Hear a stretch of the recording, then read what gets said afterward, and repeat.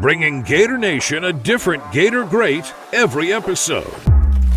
This is Jabbar Gaffney. You're listening to the All for the Gators podcast. Hey, I'm Earl Everett. You're not a Gator, you're Gator bait. This is Bo Carroll. Hey, I'm Rita Anthony. This is Kiwan Ratliff, and you are listening to All for the Gators podcast. This is Cedric Faison, a.k.a. C4. This is Brandon James. This is Jack Jackson. Go Gators. Hi, this is your boy Jeremy Mincy, a.k.a. Mr. Mintz, and we were the All for the Gators podcast. This is Ben Trooper. You listening to the All for the Gators podcast. Hey guys, this is Jarvis Moss. Go Gators. You rocking with Lito Shepherd, and we're All for the Gators podcast, man. Top notch. This is Chris Doring, and you're listening to the All for the Gators podcast. And now, your Gator alumni hosts, John, Andy, and Sid. You're going to do the intro, Andy? Sounds good to me. It's your legacy, man. You're famous, man. These guys are going to have you, doing their Hall of Fame inductions one day, man. I would never want to take that away from you. No, Jabbar didn't call. Yeah, that's true. 0 for 1. Jabbar had you do the after party celebration. You weren't cool enough for the actual intro, which is still quite an honor. So, for our intro this week, guys, look, I know you're not big social media guys. I'm not a pro social media guy, but I've been on it long enough. I've seen things. People always push the like and subscribe. Is that what they say? Smash the like button and subscribe, share and subscribe. I've never really done that for this show. Like and subscribe, friends of the show. Go ahead, click, click, click. It's not that easy, Sid. Sure it is. I'm talking about getting it out on social media and really just do a push to spread the word about this show. I mean, we've done well organically. We've been doing this about a year now, and our listenership has shot way up organically.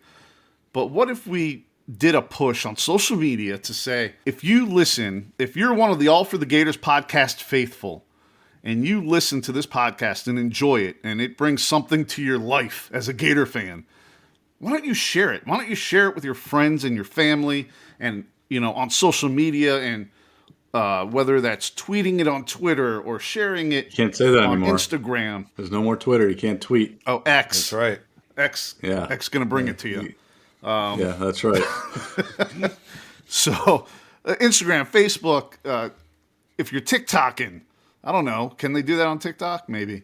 TikToking. This is not familiar ground for Andy and I. We defer to you on this, our social media guru. I think we should do that. And not only that, how about this? Here's the icing on the cake. We're going for the icing. Okay. The icing is if you are a faithful listener and you do share it on social media and you tag our show, how about we do a huge Florida Gator signed memorabilia giveaway? Now you're talking. So am I eligible? If you share, I'll post. I'm excited. Now you're talking. There we go. Nope. Okay. Nope. Just our listeners to share and spread the word even further and just do one big push on social media. And if we see you doing it out there, we're going to give you something. We're going to give you something signed by one of our awesome Florida Gator great guests. How about that? And if you choose to, you could send it back to Sid. You could just forward it to Sid's house. Yes. I like it. Let's do it. And you can tell us how it goes. Let's do it. I got a ton of stuff to give away, signed by our awesome Gator great guests, and that's how we're going to do it. I'm sure people would want that stuff. I would. Well, are we getting any swag from our guest from today? Does he have anything to sign to give away to our friends out there tagging our show? He does. I sent him a package last week, and it should be back in the mail soon. You want to know who it is? I do. Who is it? I do. Yes. Tell us. Guys, this man needs no introduction on a Gators podcast, but here's one anyway. We're talking family legacy. Started back at PK Young High School right there in Gainesville, where he was an All-American and balled out with our friend of the show, Terry Jackson. Well, the head ball coach wanted him in the fun and gun, so he got to play with the big boys in the swamp. Not only did he play with them, he caught the ball and ran right past them into the record books. The most receiving yards in a single season ever by a wide receiver in the orange and blue, the entire SEC as well. A record that still stands at UF to this day. And if you think about all the stud receivers that have come through UF, that's a pretty big deal. He'd go on to a nice 7-year pro career. Gator Nation, I give you first team All-SEC, All-American, 2-time SEC champ, and 1996 national champion with number 3 on his chest, Mr. William Travis McGriff. Welcome. All right. You guys went with the full name. I felt like I'm in grade Oh, that's school his thing. again, That's his thing. Government name. I used to dread the first day of school because they'd call me William and nobody knew who that was. So you guys just made me relive some memories. Thank you. Cool to have you on with us, Travis, and taking the time. First off, before we get started, I want to ask your opinion on this. We don't really talk about the current Gators too much, especially week to week. The season's now over, and there's some controversy with Ricky Pearsall. He was something like 52 yards shy of 1,000 for the year, and he didn't get it. And his mom was ripping Coach Napier on social media about not getting him to 1,000. So as a receiver, do you think Coach Napier should have fed him all game until he got that 1,000? What do you think about the online backlash? It's a great question, and I understand all sides of it. I think it's really poor taste when either the player or the player's family gets on social media, which can be a very dangerous place. But when the family gets on social media and complains from a selfish perspective after you just lost the Florida State game, that the coaching staff should have prioritized you getting 1,000 yards, I think that's bad. I don't like that. What I do understand 1,000% is that Ricky wanted to get it. I would want my receivers to want to get it. I would have wanted to get it. So I totally understand that. He's had a heck of a year. He's a really good player. You certainly would have thought he would have more than one catch and whatever it ended up being, maybe 17 yards in that game. I kind of thought he'll certainly get the 1,000. So I'm disappointed that he didn't. But if it's me and I'm standing in his shoes, I'm getting after my mom big time for being on social media complaining about it. All right, let's go back to your high school career a little bit, back at PK Young. You were a stud receiver there, no doubt. How was the team back then? Also, did you play any other sports besides football? Yeah, great question. So I did, and I'll make this quick, but I actually started at Buchholz High School. And my first 2 years were at Buchholz. And I was fortunate enough to be on the 1990 Buchholz state title team. I got moved up to the varsity as a freshman and was actually a quarterback through high school. And then my sophomore year was the starting quarterback. My freshman year, when they moved me up, I was a backup. And then my sophomore year, I started. We had a really good team, and we ended up losing in the Final Four to Orlando Evans.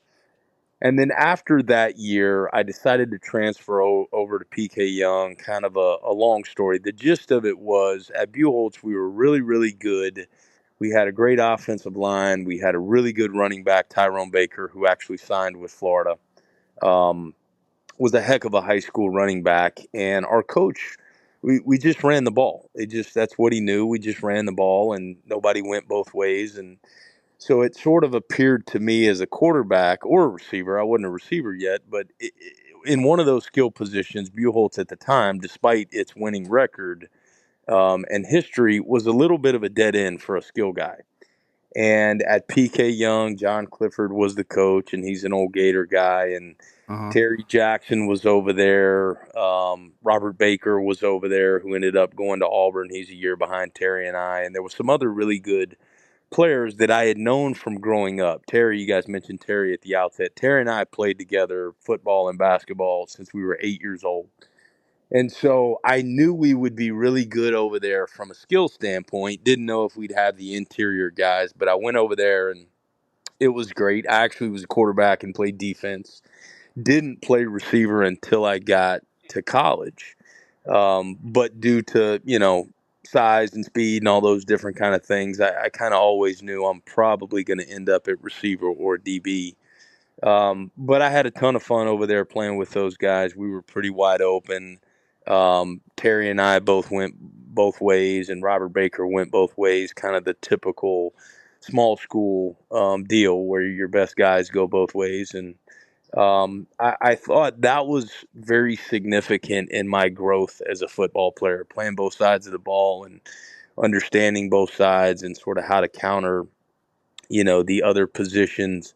Played basketball, ran track, and so was always busy doing something. That was in the time of no specialization. You kind of did everything, and I still sort of believe that's the best way to do it. But it was a lot of fun, and PK Young is the laboratory school for the University of Florida, so we were already connected to the university, and that's fun. If you guys didn't know, PK's nestled right in sort of the heart of sorority row. So driving to and from school, the scenery wasn't half bad.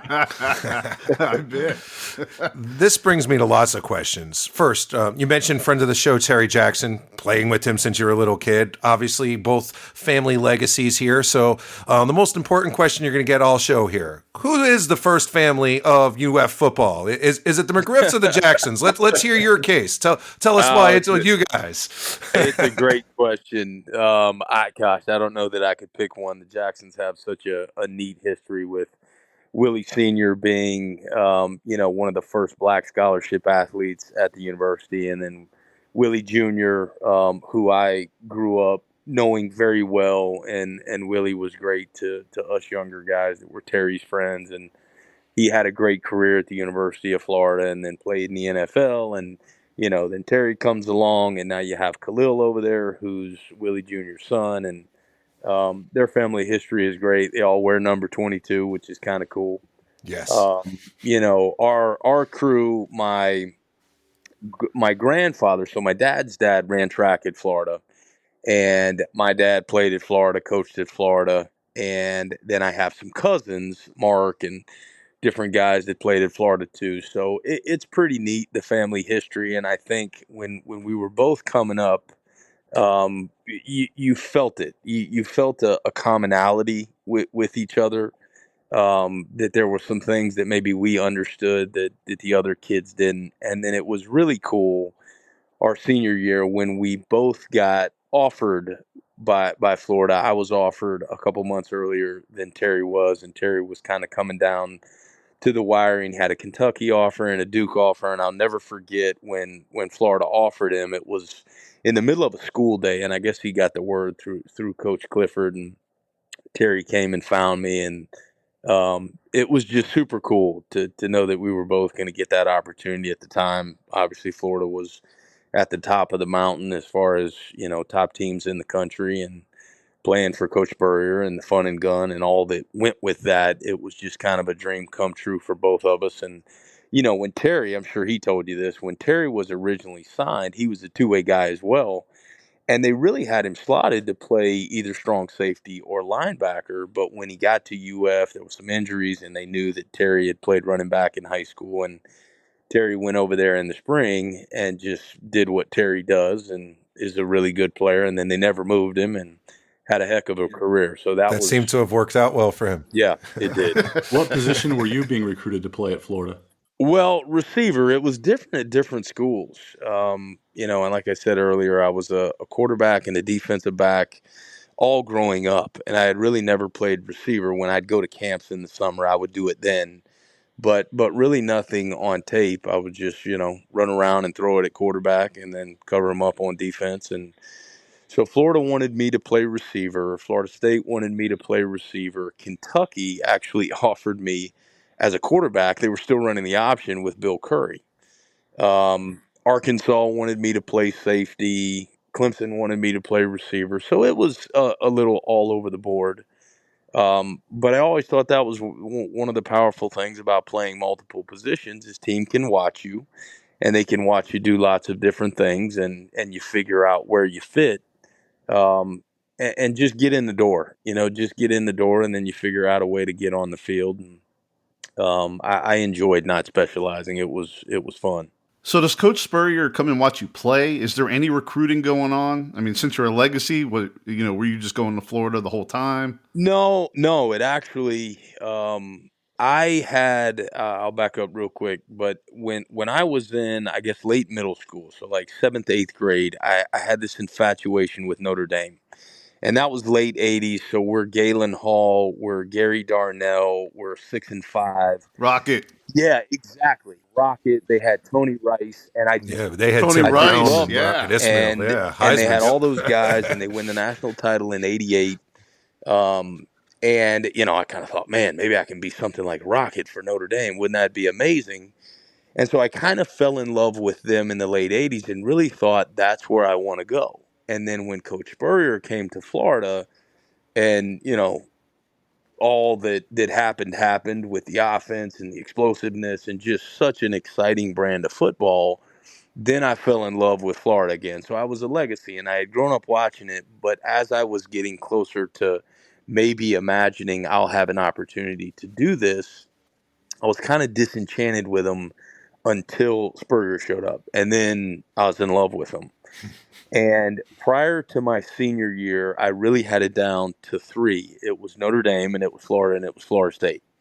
And I went up to South Bend for camp in the summer heading into my senior years. Things happened a little bit later back then than they do now. And I loved it. It was great, but I could not envision going there and being, way up north. It just didn't feel right. And so then it was really down to Florida and Florida State. And if you can believe this, it sounds crazy to say now, but really all the way through the summer leading into my senior year and the early part of the fall, I really was kind of split down the middle. And if I'm telling the truth, Florida State did a much better job recruiting than Florida did. And this isn't just me. This is anyone would tell you this that was being recruited by both schools at the time. Florida had, and this is just Spurrier's personality, but Florida had this way of, hey, we'd love to have you, and we're gonna offer a scholarship, but if you don't come here, that's fine, and we'll probably beat you wherever you go. and Florida State would make you feel like they can't go on if you don't come. And Jim Gladden was the guy that recruited me. He was the outside linebackers coach at the time, and that staff that Coach Bowden had been together forever. So anyways, long story short, I'm really 50-50. So going into the 93 game, which was the work done down the sideline, their first national title, I'm telling myself I'm just going to watch this neutral as a recruit. And it was at Ben Hill. And I walk in that stadium, guys, and there wasn't one cell in my body that could be neutral or pull for Florida State. And so right at that moment, I just knew I got to be a Gator. It's done. Beautiful. There's no more trying to be logical about this. That's where my heart is. And I think that after that game is when I committed. Well, you get to campus in 94, and that receiver room is just ridiculous. Jack Jackson, Riedel, Ike, Quez, your fellow PK Young alum, Chris Doring. Yep. Tell us about that room. That had to be something. It was. And I think, when it's all I don't know that you fully appreciate it. So coming in, Jack had just come off a big year prior to that.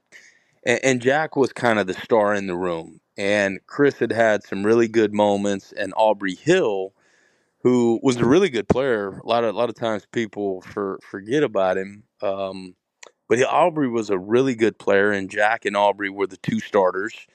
And then when they went multiple, Chris came in, and then you had the young guys. You had Ike, and you had Riedel, and you had Quez, and you had me. And just as you said, it was an absolutely loaded room.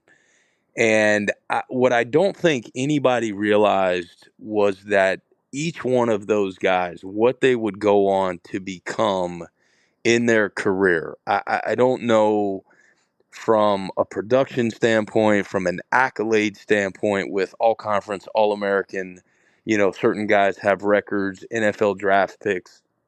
I don't know at any school that you've ever had a more loaded room. I mean, everybody you just mentioned, Jack, Chris, Riedel, Ike, Quez, you can throw me in there.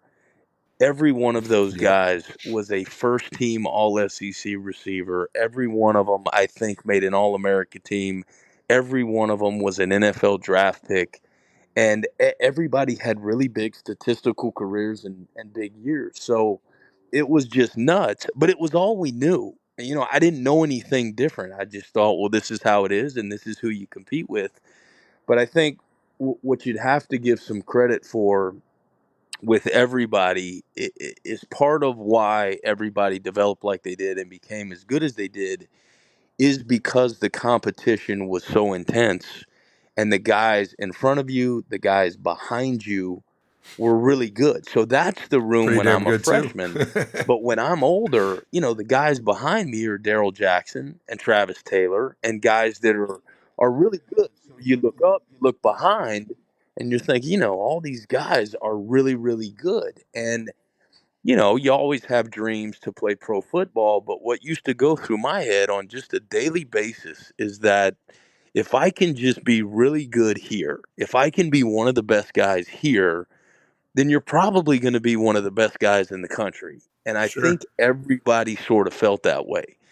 And, when you're young, you watch the older guys, you watch Jack and you watch Chris and what do they do? And, um, you learn and you steal things. And it was just a really unique time. And I think all of us thought this is just how it'll be forever. The Gators will always have a first team all SEC guy, and they'll always have somebody that probably leads the league in yards, and they'll always have an NFL draft pick. And, um, that isn't how it goes. That's really not reality. We were fortunate enough to be part of a very special time period, and it's I think you appreciate it so much more looking back at this stage of life.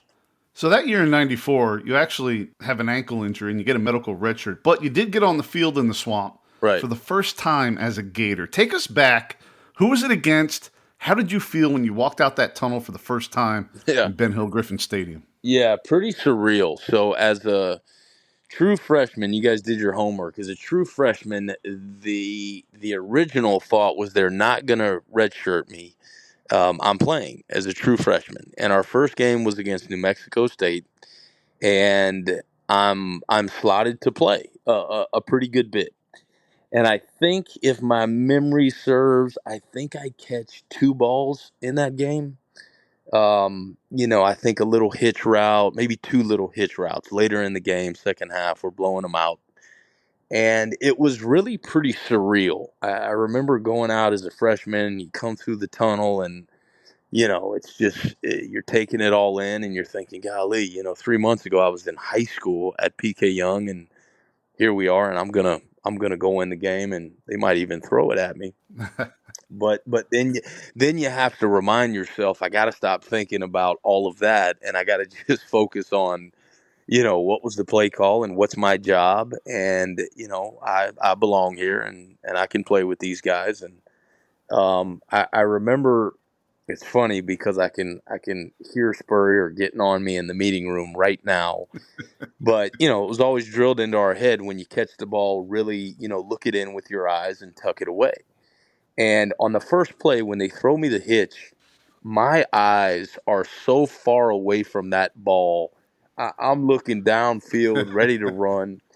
And I remember Spurrier making kind of a funny jab like he always does about, well, you got to look the ball in, freshman. And so it was just kind of nuts. And then our next game was against Kentucky, and I caught 1 ball. But what was kind of clear after that second game against Kentucky was that because of, Jack and Aubrey and Chris and Riedel and Ike, that my playing time was going to be a little bit limited. And it may be a bit of a waste to not redshirt me. And so the inside story of this is that we're eating in Yon Hall, and Spurrier walks in behind me. And he says, Trav, your ankle been bothering you? And I kind of look at him and I was like, not really, man. What, no. And he said, yeah. He said, yeah, I think you need to go see Chris Patrick, your trainer. And so about that time, I'm sort of catching on like, all right. So I go see CP and he says, Trav, you got an ankle problem and we're going to medically redshirt you. And, back then you could do it if you had only played a certain percentage of games. And we were right there at that point. And so I was actually, there was a small part of me that was disappointed, but the majority of me was happy about it because I wasn't going to burn a year. And, I had played in a couple games and gotten some experience and caught 3 or 4 balls. And anyways, that's how that played out. That was a big Dr. Spurrier to the rescue. Wow. Exactly, Dr. Spurrier.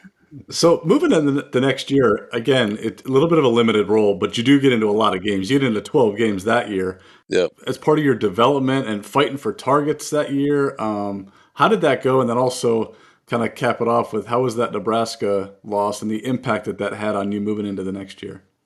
Yeah, so as a freshman, the five receivers would have been Chris Riedel Iquez, and me.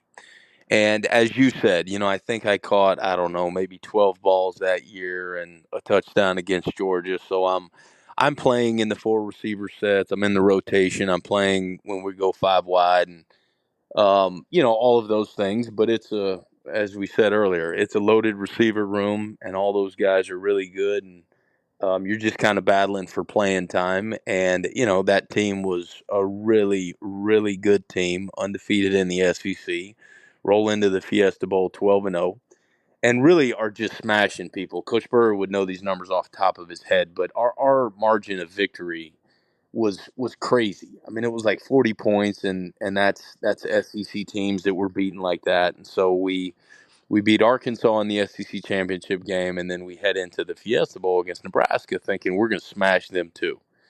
And what we ran into was one of the best teams, in my opinion, of all time in college football. And we really didn't see that coming, guys. Watching film of them, and it was really us just being naive, but watching film of them, we thought, they're slow, they can't run. Yeah, we know they're physical, but they can't run with us. They can't cover what we do downfield, and we'll be just fine. And this was also prior to Spurrier being comfortable in the shotgun. So Danny is still under center in most all formations.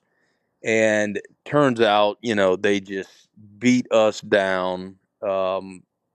Like I've never been beat down at any level in any game. And I'll never forget at halftime, I don't even remember what the score is, but we go in at halftime and it's actually quiet in the locker room. Nobody's talking, not even the coaches. There's no screaming and yelling. Nobody's on the board yet. It's just really quiet. And towards the end of the halftime, there's some chatter that picks up and, we're talking a little bit, but it was because nobody knew quite what to say. We'd been hit by a train, and nobody quite knew where are the answers. And I'll never forget. So I was playing a little bit, but when Quez got hurt, Quez dislocates his hip on a kickoff return. And when that happened, rotation gets shuffled a little bit, and now I'm playing a bunch. And I ended up catching two balls in the game, which was a good experience. The outcome of the game was terrible, but for me personally, that was fun catching a couple balls. But I'll never forget, I go out there and we're running our stuff, and they're pretty much playing press man across the board. So they're bumping you, they're right up in your face.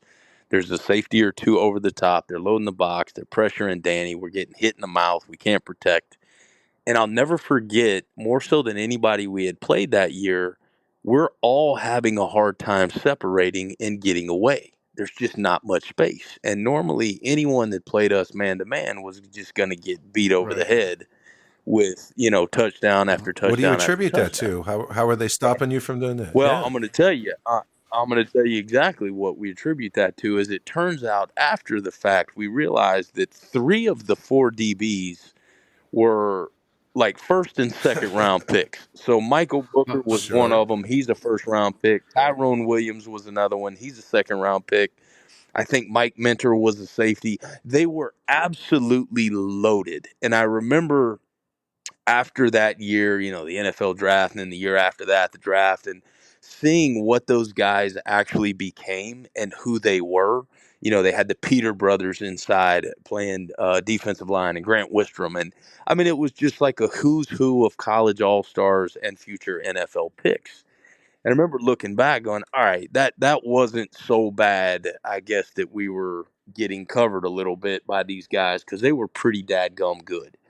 And then the other thing that we were doing is we were spreading the field 4 and 5 wide, and we really weren't protecting Danny very well because he was under center. So he had no time. There was no separation, and they would load the A gap. They would walk a backer up right there between the center and the guard, and the center would be covered, the guard would be covered, so there was nobody to fill that gap. And with Danny right under center, he would almost take 1 or 2 steps back, and they'd sack him, and we wouldn't really get out of it. We kept doing it. So there was all kind of issues in that game, but I think what it really did is let us know if we're going to win a national title, what that's going to take. And as great as our offense was from a scheme standpoint, from a personnel standpoint, maybe there's some things we need to tweak, like getting Danny in the shotgun, maybe some things we need to tweak in protection. So there were a lot of lessons learned. They were just learned the hard way. I wish we didn't have to do it that way, but I think it certainly kind of propelled us into what ended up happening in '96. Yeah, you could say you did learn some lessons there. Clearly, 96, a year we all remember extremely fondly. You get in 8 games before you go down with an injury. Was it a real knee injury this time? Yeah, was this a Dr. Spurrier injury again?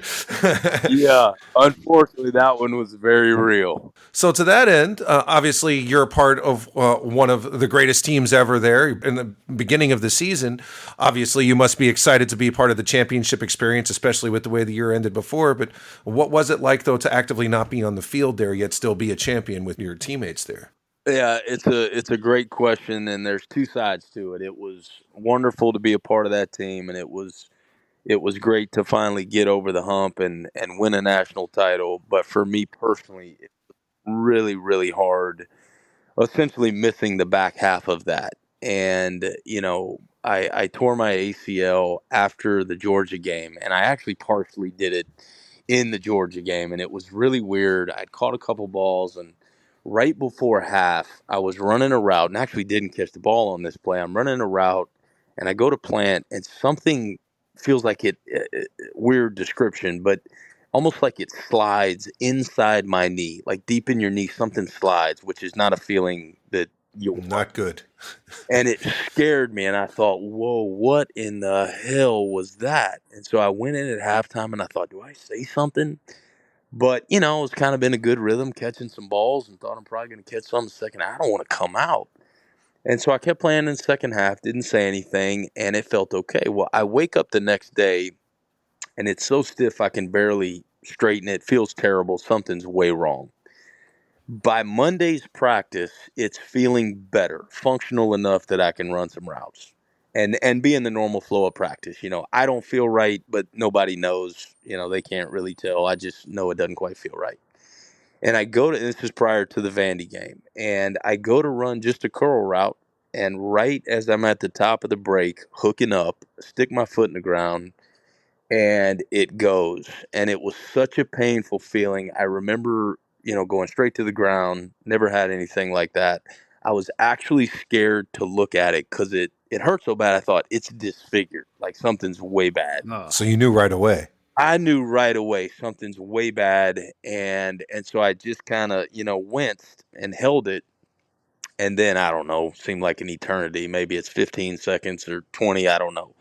And then I look at it, and it's not disfigured, and I go to stand up, and, they keep me down. Trainer comes out, and they sort of do their manual orthopedic tests, and I can kind of tell the look on their face isn't good, and they sort of look at each other, and Dr. Indelicato, old Pete Indelicato, says it might be his ACL. Well, I get pissed off and defensive. Hell no, it's not my ACL. And they take me in to have an MRI, and of course, it's blown. And luckily, I didn't tear anything else. Normally, when you do an ACL, you get some meniscus, and you maybe get an MCL, and you kind of compound it. And I didn't. I just had an MCL or an ACL. But it was really hard, man. Back then. That was a really significant injury that, it wasn't a guarantee that you come back from, at least maybe not as exactly what you were. That really wasn't a thought that went through my head a bunch. I sort of very quickly thought, all right, fight through it and get back to normal and work your butt off. But being out of, I guess I missed the Vandy game, the South Carolina game, the Florida State game, the Bama game in the championship, and then the national title game. And it really stunk because I was very much in the mix and in the rotation and part of it all. Definitely. Ike and Riedel were kind of the lead guys, and Quez was right there with them. But early in the season, I was every bit in the mix. And so to miss that hurt. And it also affected me, through the offseason and leading into my junior year. There were certainly some lingering effects. But, overall for the Gators, what an amazing year, what a fun year, an exciting year, and especially the way we did it to be able to beat Florida State after we had lost to them at Doak, and beat them bad. That was bad. Yeah, that was an awesome night. Oh yeah, for the Gators, not for me personally. So you didn't celebrate? No, I did. It was the weirdest celebration maybe of all time because it was like a split personality. There's half of you Right. that's excited and you're out with the guys and you're on Bourbon Street. I was on crutches. Actually, no, I wasn't. No, I wasn't on crutches, but I had a brace and my knee was still really stiff and it was hard stepping down off a curb. So, imagine Bourbon Street. You've had a few. Everybody's laid out like they are. It's dirty as can be, and you're just trying to make sure you don't fall in the muddy water outside of Patty O'Brien's or something. Yeah. And so, that part personally was hard. Everybody's super excited and, you're disappointed that you couldn't feel what they felt being in the game and making plays. But celebrating was fun. I don't think anybody slept that night. I remember getting back to the hotel at about, 6:30. It was almost light. And the plane the next morning flew out pretty early, so there was really no sleep-in time. And so we never went to bed. We just kind of went to the room and loaded up our stuff and then hopped on the plane. And I think by the time we got back to Gainesville and I got back to the apartment, I might have slept for 36 hours straight. But it was a fun night for all Gators. Well, you talked about your knee issues lingering into 97, and you start to heal up and you become more of a part of that offense in 97. But let's talk about that senior year. Oh, yeah. Man, that historical senior year in 98. 70 catches, then SEC, and still UF single season record, 1,357 yards, 10 scores, Ridiculous. Even threw for 2. Yeah. And you just break out for this record-breaking season. What do you attribute that to? Oh, good fortune. I think, I was fully over the knee injury. I had healed by halfway through my junior year. I was feeling normal again. So I'd had a full off season, not to rehab, but to work, to run routes and to work with the QBs and work on getting more physical and just all the things you do in an off season, all the things, everybody does. That certainly had an effect. I think my relationship with the quarterbacks, I spent lots of time with all of them. Because there was Doug, there was Jesse. Did you prefer one over the other? Not really. No.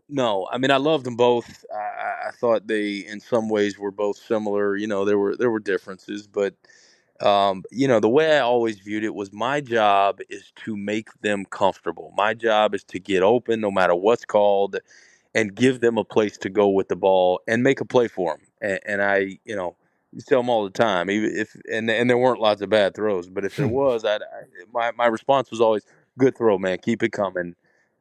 Wherever they put it, I'm going to get it. And obviously, to have a year like that, you need some things to line up. You got to get protection. Your play callers got to call some good plays. You got to make the plays when they're there. You can't leave many on the field. That's one of the things that I did take a lot of pride in. And really how I evaluated myself is, what did you do with the opportunities given? And if you were thrown at twice, did you make the play twice and do what you were supposed to? And if the answer is yes, then you had a good game. But if you had 5 catches for 100 yards, but they threw you 15 and you dropped 3 and ran the wrong route 4 times, then you actually had a really bad night despite the 100-yard game. Right. That senior year, there weren't many missed opportunities. And, I always took pride in that. And it was a blast. It was what you kind of dream of when you go to a place like Florida, is maybe being fortunate enough to win a bunch of games and be on great teams and maybe even have some individual success like that. The funny thing, before the year, I remember writing some goals down, and I don't remember all of them, but I know being first team All SEC was one. I know 70 catches. Actually, that was the exact number. 70 catches was one. Yeah. And being 1,000-yard receiver, we had a couple of those. Chris led it off in 95. Riedel in 96. Quez hit 1,000 in 97. And so I wanted to hit that mark and did. So it was a blast. It was a great year. The downside to that year is we lose to Tennessee at Tennessee in overtime, and that team ends up winning the national title, and we have 7 turnovers up there. And I think if we played them 5 times, we beat them 4, but it was their night. Did you feel And like then you we took them lose. lightly because Peyton wasn't there anymore? Did you just assume it was going to be easier without him? It's a logical thought. I don't think we did, at least not consciously. It's still Tennessee. It's in Neyland. I mean, how in the world? That was T. Martin, That was right? T. Yeah, Martin's it was undefeated T. team then. That's yeah. right. It was Yeah. T. Martin, and they had Jamal Lewis. Jamal, at great running at back. Yeah. And I tell you what they had, because I played with them in Denver. They had an absolutely phenomenal defense. Al Wilson was their middle linebacker and a heck of a Yes. player. Oh, yeah. Raynaud Yes. Thompson was another linebacker, and they had a bunch of DBs. Deion Grant was one of them.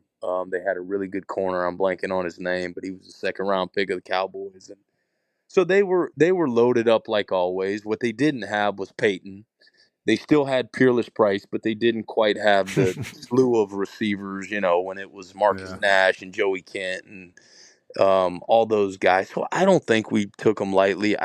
We turned the ball over 7 times, which you can't do. Fair. And 2 of those were inside the 5-yard line. We were going in, and it still took them overtime and a missed field goal on our part to win. So that one kind of haunts me forever, especially because they play it on ESPN Classic all the time as a good game for Tennessee. Well, that's their Drives me highlight. crazy. Yeah, they don't, exactly. they don't have a lot of highlights against Florida. That's the one they can hang their hat on. It's the one, and that's the year they win the national title. So it's a big one for them. But we ended up 4 or 5 in the country, and it was a great year. By any standards, but the Gator standards were very, very high at that time, and so it was, I think, sort of viewed as not our best year. But as the years have gone by, Coach Spurrier will actually admit now, because he didn't back then. We all kind of felt like, gosh, we're terrible, we're losers. We went 10-2 and then finished 5th in the country. But now he will acknowledge that, whether it's the 01 team or the 98 team or even the 97 team, like those teams were exceptional. They weren't quite the SEC champs or the national champs, but they were top 5 teams with lots of good players and did some really good stuff. So, I'm proud of that year for lots of reasons. I would love to experience that level of losing sometime real soon.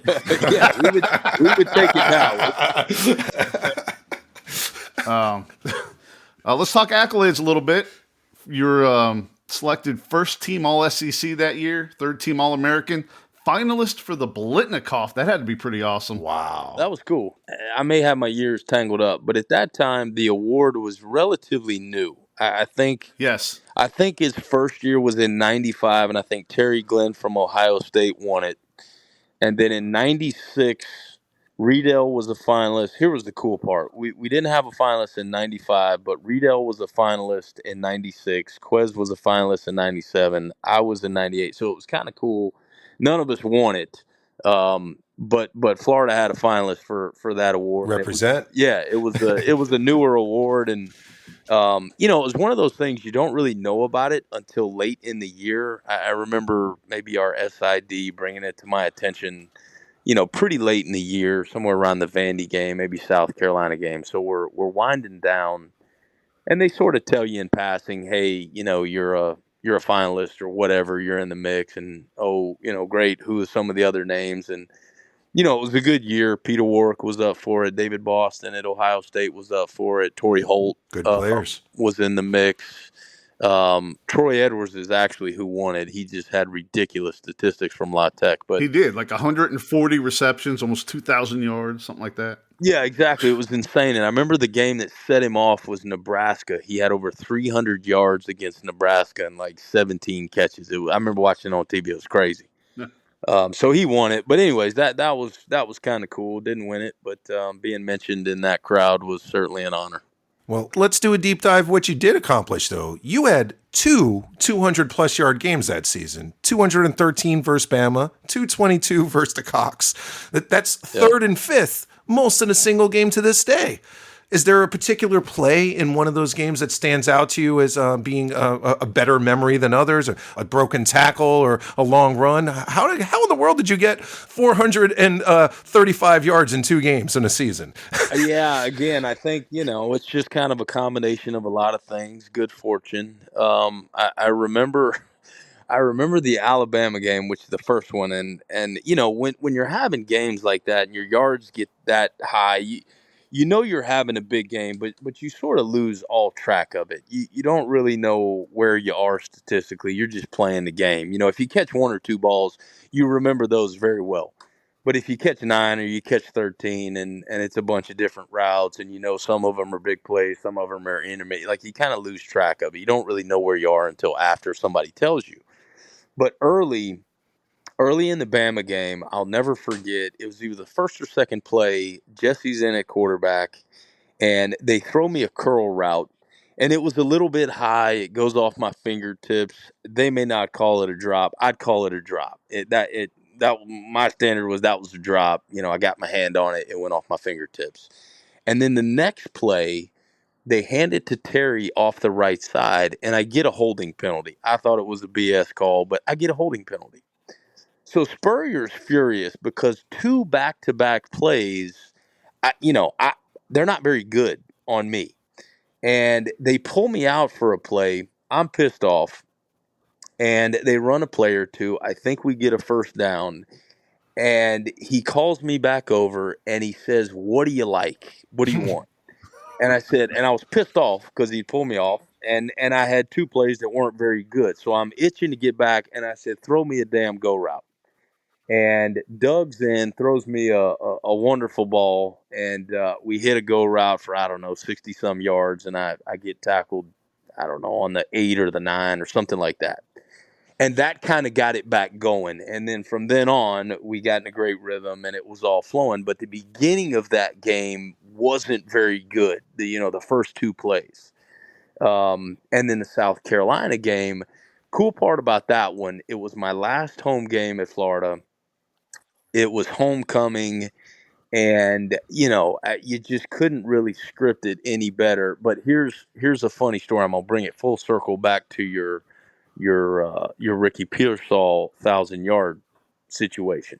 Okay. So somewhere in the third quarter, about halfway, I have 13 catches and whatever I ended up with, 220 some yards, 2 touchdowns, and we still have a quarter and a half to go.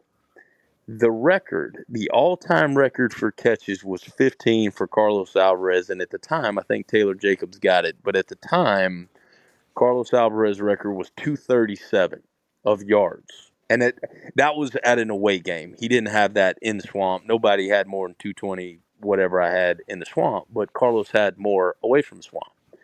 Well, nobody knows records better than Steve Spurrier. He knows them all, and he knows them in his head. And they pull me out. And I didn't know where in the world I was at the time, but as the third quarter's wrapping up, SID comes over and he says, "Hey, you're at 13 catches for whatever yards." So they come to me and tell me that, and it's the fourth, we're way up, and we're starting to get some of the backups in, and I just kind of shrugged, and I thought, well, there's no way I'm walking up to him right now and saying, "Coach, will you put me in and let me get a couple catches? And if I just get a couple catches, I'm sure I'll get over the yards." It just felt way too selfish. But I'm sitting there thinking, I know he knows this. He knows records like the back of his hand. If it's receiver, running back, quarterback, he knows them. And he didn't put me in. So for whatever reason, that was the decision he made. And, it is what it is. And I certainly can't complain about a big day like that. 13 catches or whatever it was, 220 some yards, couple in touchdowns. 2.5 quarters. You said that was that's ridiculous. Well, I guess it would have been about 3.5 because we were halfway. Well, you said third quarter, yeah, 2.5, exactly, 2.5. And the cool part, my last catch in the Swamp, Doug throws me a little fade. Headed towards the east corner of the south end zone, and that was my last catch in the Swamp. It was a touchdown, and my last catch of that day. So it was a cool way to end. It was homecoming, and I wouldn't have ever thought it would end like that or script it like that. That you actually have your best statistical day on your final game in the swamp. That was pretty cool. Is there an award or an achievement from your time at UF that you're most proud of? I don't know. I've never really thought about that question. I think one of the things I am proud of is, in some ways, what happened at UF for me was storybook, and in other ways, and I'm sure some of the other receivers would say this too. In other ways, it was challenging. Um, I kind of thought coming in, what happened my senior year would happen 2 or 3 years. And then you get there and you realize the competition is what it is, and you're gonna fight and work your way up and battle. Um, I tore the ACL as a sophomore, have to come back from that, and so I think if there's anything I'm proud of is that I was able to do well in as competitive an environment as there was in the country, as far as a receiver room and the talent that you're around. I was on great teams, and had success in that environment. And there were ups and there were downs, and you have to navigate all of that. You got to deal with the downs, and you got to manage the ups and not get too high or full of yourself. And I think just kind of managing that road is something I take more pride in than in any type of individual award or even a team award for that matter. I think all of those things are just byproducts of battling and competing and doing it right and showing up every day and trying to be as good as you can be. I don't know, Travis. That all sounds good, but if I were you, I'd have 1357 tattooed on my forehead. All those guys, Jabbar, Chad Jackson, Taylor Jacobs, Riedel, Ike, not one of them got more yards in 1 year than you. And there are guys who played more games than you and didn't even get there too. Well, now you know what? I am proud of that, and I'm glad you said that because I'm gonna say this. I don't normally say this, but that 1357 was done in 11 games. Awesome. Now they get 12 regular season. The SEC title game counts statistically. It did not used to. The bowl game counts statistically. It did not used to. And if you get any playoff games, that counts statistically. So I had to average 124 a game to hit that number. And other guys, it was an SEC record. It's not anymore. There's, I don't know, 4, 5, 6 guys that have gotten it. But I think all of them, other than maybe Josh Reed, who was the original guy that broke it, LSU guy, was a heck of a player. They all had more games. That's right. And so, it required, kind of like I was saying earlier, you just had to be consistent. You had to do the most with your opportunities. You couldn't leave it out there. Whether that was a drop ball or you ran a bad route, you really had to capitalize on your chances when you got them. And so I am proud of that. You should be. You're like a pioneer. That's like O.J. Simpson's 2,000 yards in the 14 games and Joe Namath's 4,000 yards in the 12 games. Those hold up better than when they're all diluted with all the extra stuff. That matters. Well, it does. And I think what's surprising is I kind of thought, this will stand for a little while and then they'll break it, And what has transpired with Florida and Florida's offenses has been surprising. All of us, I'm sure Riedel would say this or any other receiver you guys have talked to, that we just all assumed that this is always how it's going to be. We're always going to throw it all over the place. We're always going to have the top guys. We'll always have 1,000-yard receiver. And at some point, somebody will get this. And then, Camelot doesn't go on forever and offenses change. And so that has been surprising to me that it's held up as long as it did. And I think because of that, I do appreciate it more now and maybe appreciate the fact that was pretty good. It was pretty good at the time. It's just what you do and it's what you expect. And there's been great guys before you and there's good guys behind you and they're all doing good things too. And this is just kind of what we do at Florida. And Yeah, it's a record, but there's lots of records around here. You sort of skate over it because you're always in the moment, and then you're on to the next thing. But when you get way down the road and you grow up a little bit and you mature and some time passes and you look back and you think, wow, 124 yards average in a game, that's a lot. And you got to do some pretty good stuff to do that. And even more importantly than that, you got to have some really good guys throwing it to you.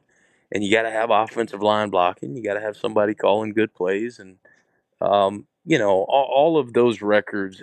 A receiver's a satellite guy. You're so dependent on other people doing their job. Quarterback doing his job really well. Offensive line doing their job really well. Backs protecting. Coaches calling the right play. That it aggravates me sometimes when receivers carry on when they do stuff like they created that all on their own. It's a byproduct of lots of guys doing their job, and that's fun. I don't know that quarterbacks or offensive linemen share in receiver records like offensive linemen do with running back records. When I was in Denver, I played with Terrell Davis, so he's a 2,000-yard back. That's a legit one. Yep. But TD was a hell of a back, and when he hit that 2,000, the offensive line took such pride in that, that they were such a part of that. And I don't know that when receivers set marks, I don't know that quarterbacks and O-lines feel a part of that, but they should because they have such a big role in it. You mentioned your time in Denver and teammate Hall of Famer 2,000-yard rusher Terrell Davis. So let's talk about that. You're drafted in the third round by the Broncos. Exciting time to be there. Just missed John Elway, but still a lot of champions on the team. Is that where you figured to go, coming off such a ridiculous season here at UF? Did you think you might have a shot to go higher than the third round? And what are your experiences and memories of your time in the Mile High City? It was a great experience.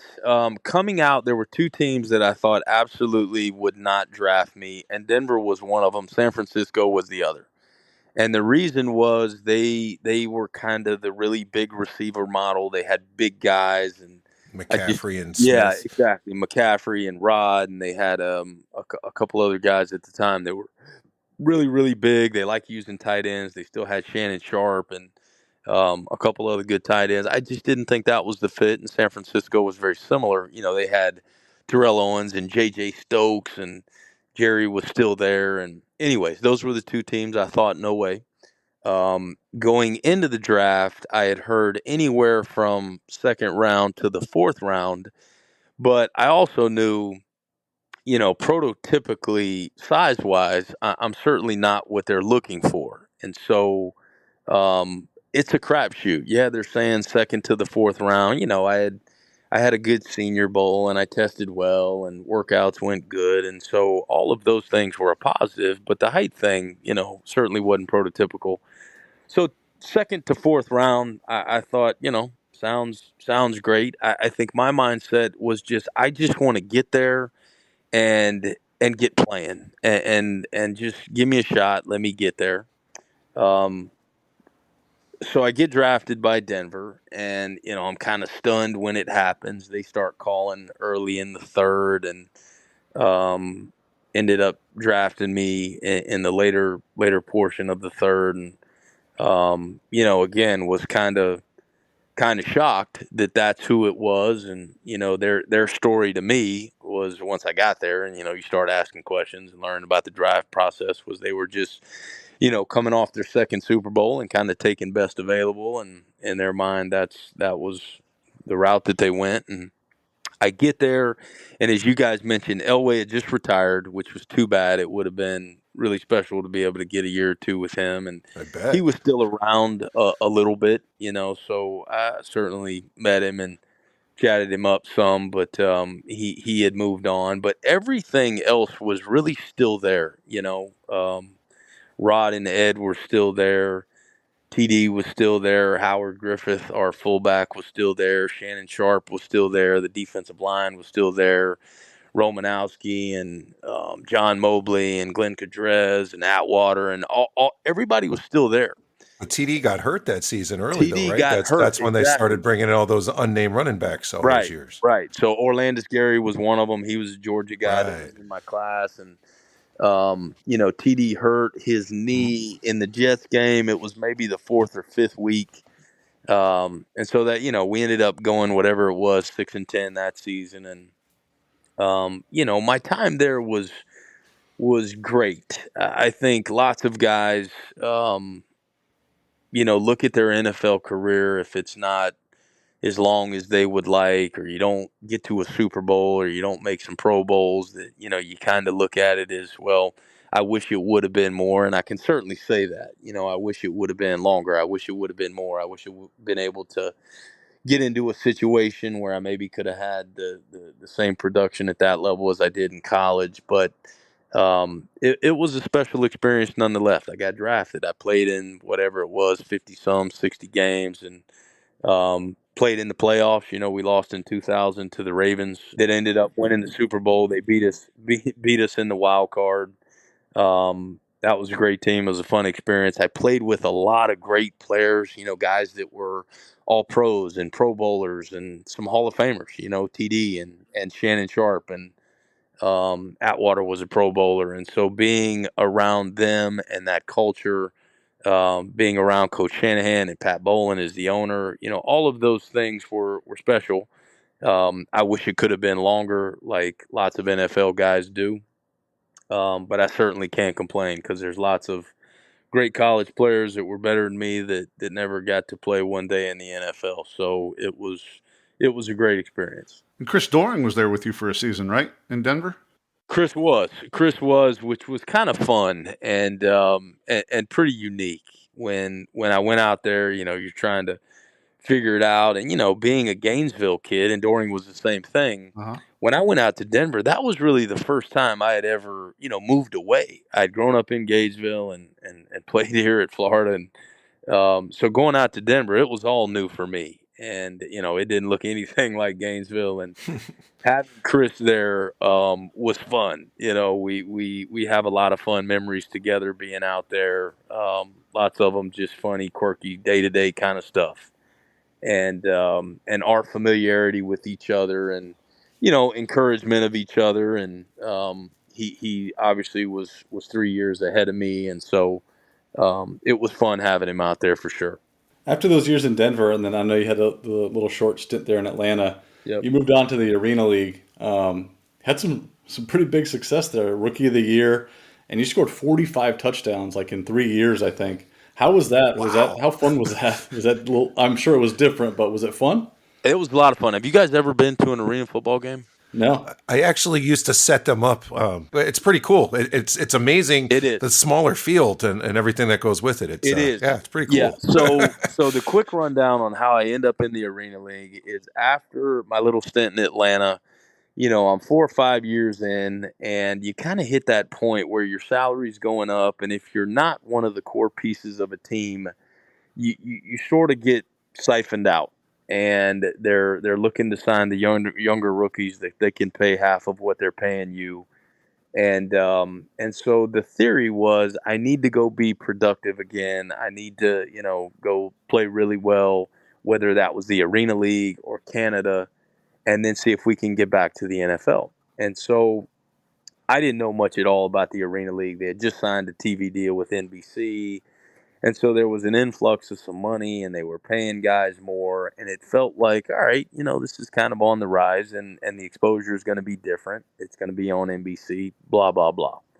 And I signed with the Orlando team. Jay Gruden is the quarterback and is sort of a coach as well. He's kind of a player coach. It was kind of a pretty cool thing.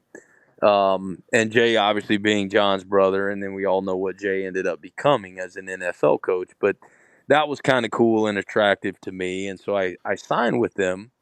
And, we practiced outdoors on grass, and they lined the field, small like an arena field. So an arena field's 50 yards long and only 25 yards wide. So it's not half of a normal field. It's a quarter when you really break it down. Yep. It's like playing in your living room. You got the wall on the outside. So the first time we go to play a game, I'd never even seen the field in person. I'd never been on a field with the wall on the turf. I had no idea what to expect. And it was incredibly fun. You take an incredible beating playing because there's not much of a running game. Right. And what I did, I was an games. Exactly. It's all throwing. And so I'd catch, 6, 7, 8, 9 balls a game, but then I also did all the returns. So you're probably catching or touching the ball 15, 16. You're almost like a running back in the amount of touches that you have. And you're either hitting the turf, which is like landing on concrete, or you're running into a wall. So there's no soft grass, there's no slide out of bounds. And I remember about 4 or 5 games in thinking, I have never been this beat up in my life at any level. But it was a ton of fun. The games are exciting, and I loved it. After each year, I guess I got 3 years, just shy of 3 years. After each year, we'd get talking to the NFL teams, and there were always a handful that were interested, and I won't bore you with all the stories, but 3 or 4 times we literally were a hair away from signing and feeling like we were in a good situation, and for whatever reason, it just kept not panning out. And you kind of get to a point where you got to decide, do I keep chasing this? I was 30 years old at the time. Do you keep chasing this hard, or do you kind of shift into another phase of life? And ultimately decided to shift. But I always said after the arena experience that every skill guy, receiver, should have to play arena football for 1 year, because getting used to the angles and the dimensions and the tight space and the strange physicality that you wouldn't expect of that game would make you a significantly better player when you go back to normal football. It was It's like being in the red zone every play with that small field, essentially. And the red zone shrunk right. Even more so. So it was really unique, and I had a lot of fun and was around some pretty unique guys, and Jay Gruden was certainly one of them. Well, another way you likely had some fun, like friend of the show, Zach Sedalis, it sounds like you got a bit of the acting bug.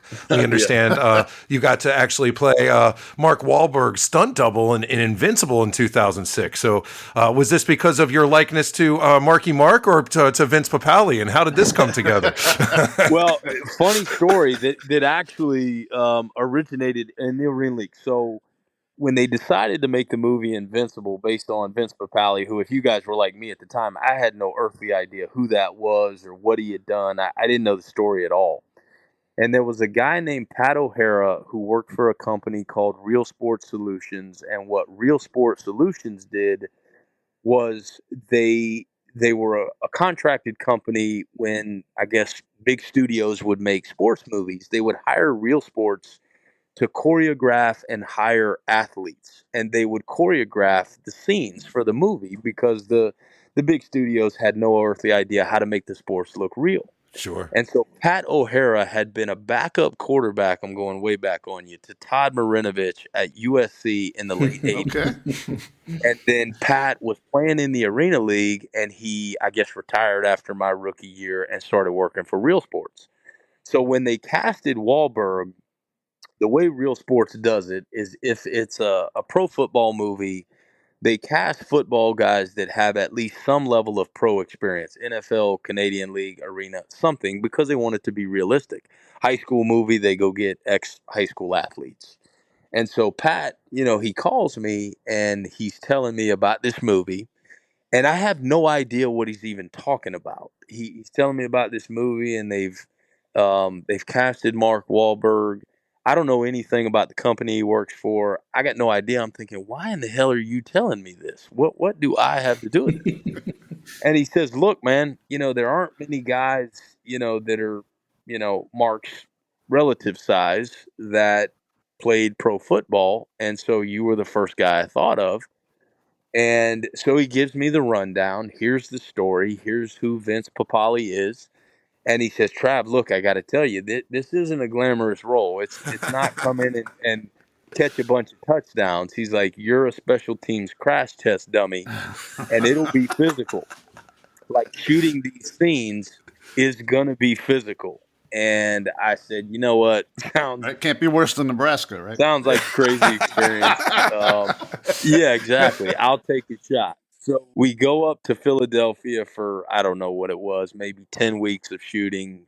There were a couple little small breaks in there.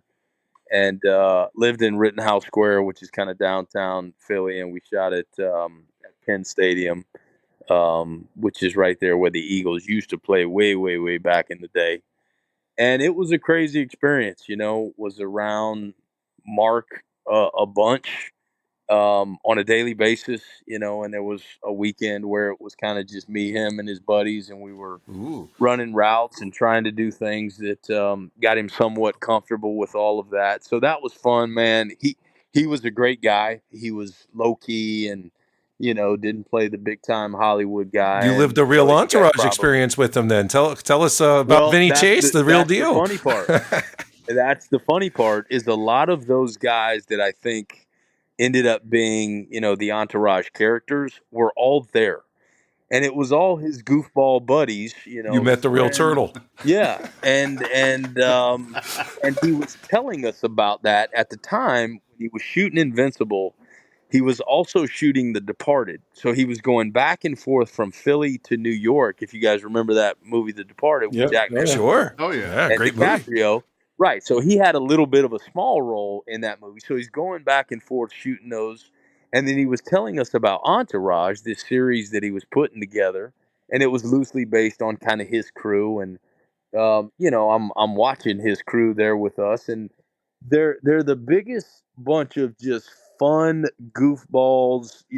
Don't try to big time Hollywood it.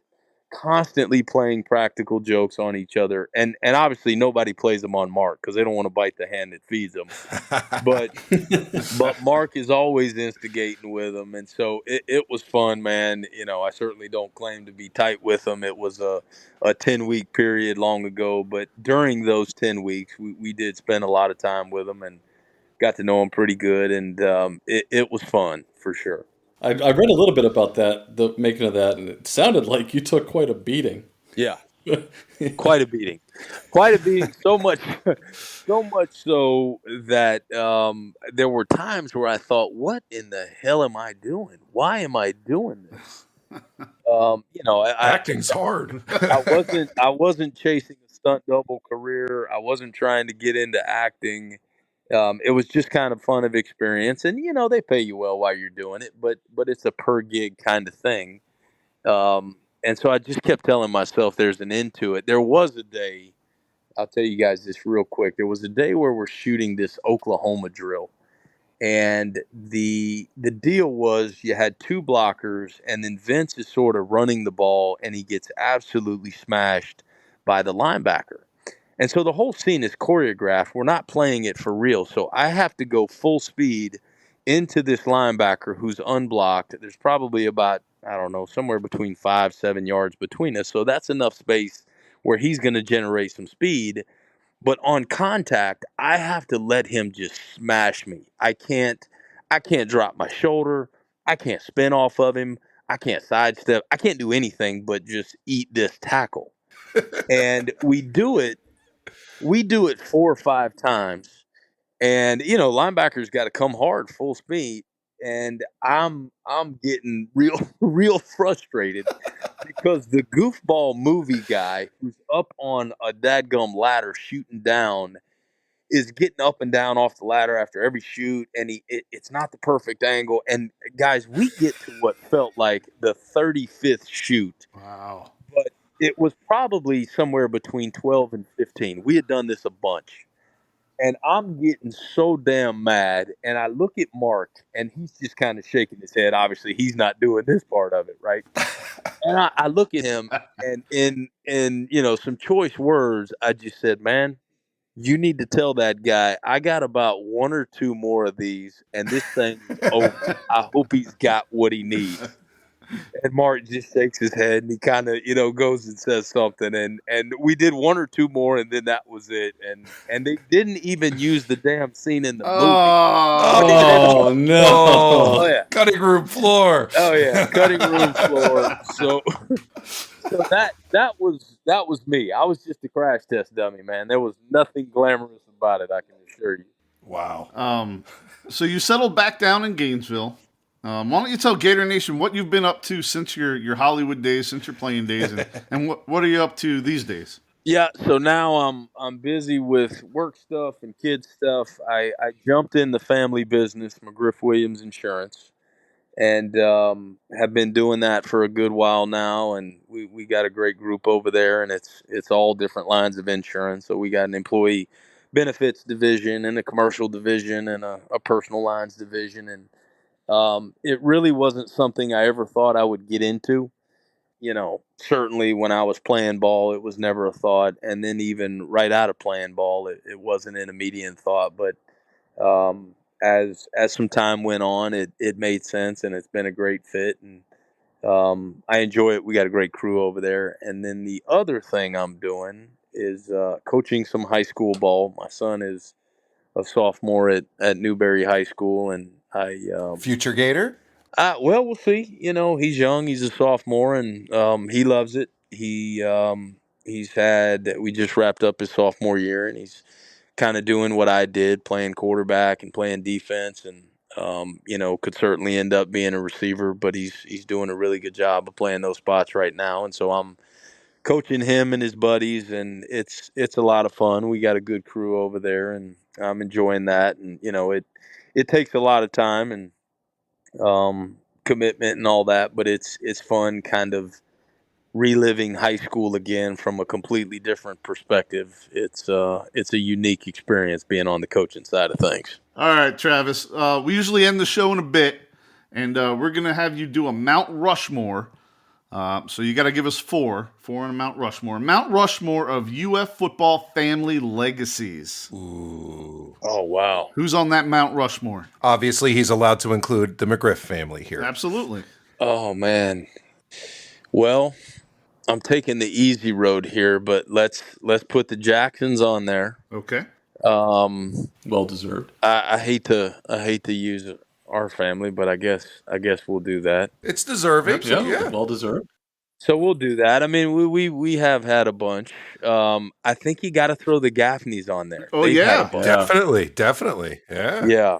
Gosh, let me think a minute. Who else? Sid, while he's thinking, what was that? You referenced Travis's dad in one of our shows. Yeah, actually, when we were looking over the greatest catches, talk about our hopefully future friend of the show. That's right. That amazing catch he had earlier in the season. I did some half-ass internet research, and it looked like your dad was involved in one of the greatest Gator catches of his era. Yeah. Maybe you should tell us about it. You're probably more familiar with it than I am. Do you know what I'm referring to? Oh, yeah. So his junior year, they're playing Georgia, and I don't remember the final. The final ended up being, I don't know, maybe like 11-10 or something like that. But Florida's down. They need a touchdown, and he catches the ball in the end zone. Not really like a post route, kind of a deep end route. He's sort of a yard or two deep in the end zone, sort of coming over the middle. Has to go pretty high up to get it. Gets hit in the air. And then that was what won it for him. So that was in Gator lore certainly a big catch. But here's the unique stat. So my dad was a walk-on at Florida and was the first walk-on who ever became first team All SEC. Very cool. And I think we are still the only father and son duo in the history of UF that was both first team All SEC at any position, but we also played the same position. So that's pretty unique. And then the second piece of that is, other than the Mannings, I don't know that anybody else in the SEC has a father-son first-team All-SEC. That was true. I know that was true 6, 7, 8 years ago. I don't know if it still is, but that was kind of a cool thing. Somebody brought to my attention once that I thought, that's kind of a cool deal. Take that, Jackson family. That's the way to end the show. Tell you that. Drop the mic. Well, until Miles Graham gets to UF, right? That's right. Well, hey, there may be another one. There may be another one. That kid's a heck of a player. That kid is a really good player. Obviously, Ernest was a great player as well. Hopefully, he can help us get over the hump. I've seen him a little bit. He's really good. All right, Travis, man, we really appreciate you taking the time to do our show. It's been an absolute honor and a blast to hear your stories and reminisce. And thank you once again for taking the time to do it. Now, you got it. I appreciate you guys having me. I'm sorry it ran so long. You guys sometimes got to just tell me shut up when I get on these old It stories. ran long because you're giving us good stuff, man. We don't want it to stop. Yeah. This is great. But I tell you what, I do want to thank you guys, because what's cool about what you do, like what's fun, and I think it's why you get such good guests, and the ones that I've listened to, I always enjoy them, is you guys talk about the stuff. It's the inside stuff. It's the deeper stuff. It's what matters. It's what's kind of, hidden in between what the general public knows. And I think that's what ex-players enjoy talking about, not necessarily the current team, or not even necessarily, we beat so-and-so 52-6. You guys get into the deeper stuff, and that makes it fun. And so thank you guys for doing what you do and circling back with all of us has-beens. Oh. Well, I appreciate those words, man. And yeah, that means a lot. That means a lot. Yeah, and that's what we're trying to do. So it's awesome to hear that. That's the whole point of us. Yeah, you guys are doing a great job of it. So thank you. Thank you so much. My goodness, gentlemen, the receiver room that we bring on this show is just ridiculous. We got Doring with the most touchdowns.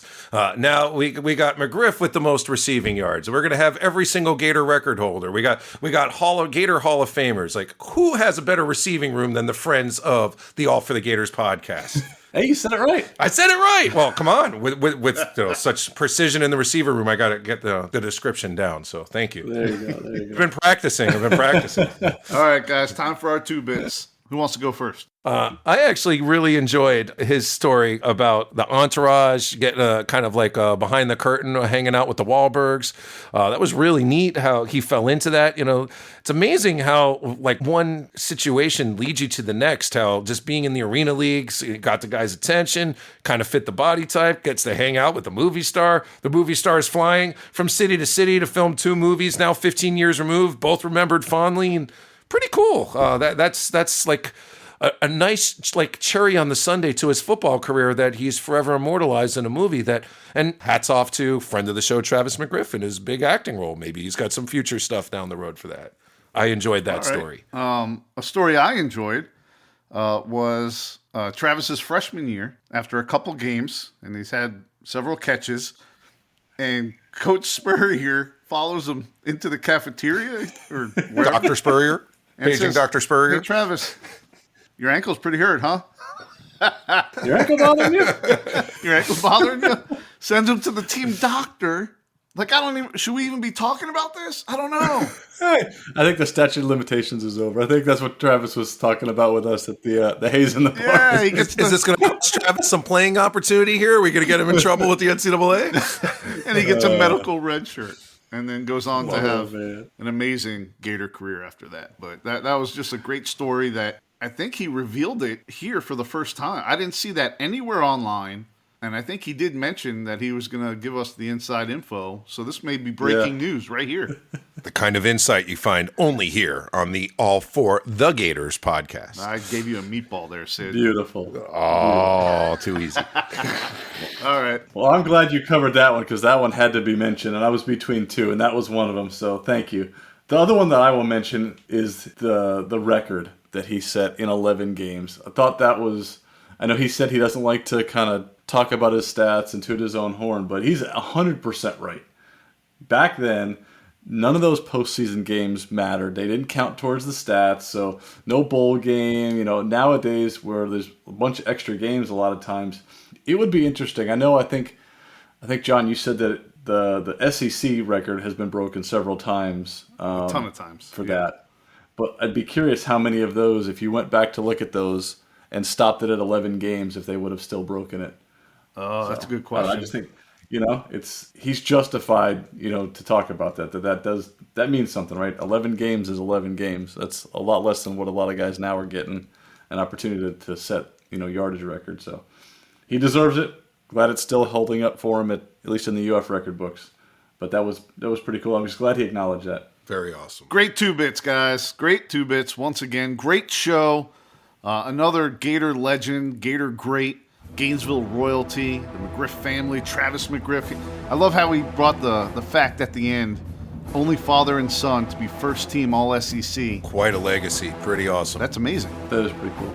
Now we have to end on that. We can't go any further. We got to end on that. Go Gators! All right, good deal. Go Gators. Go Gators.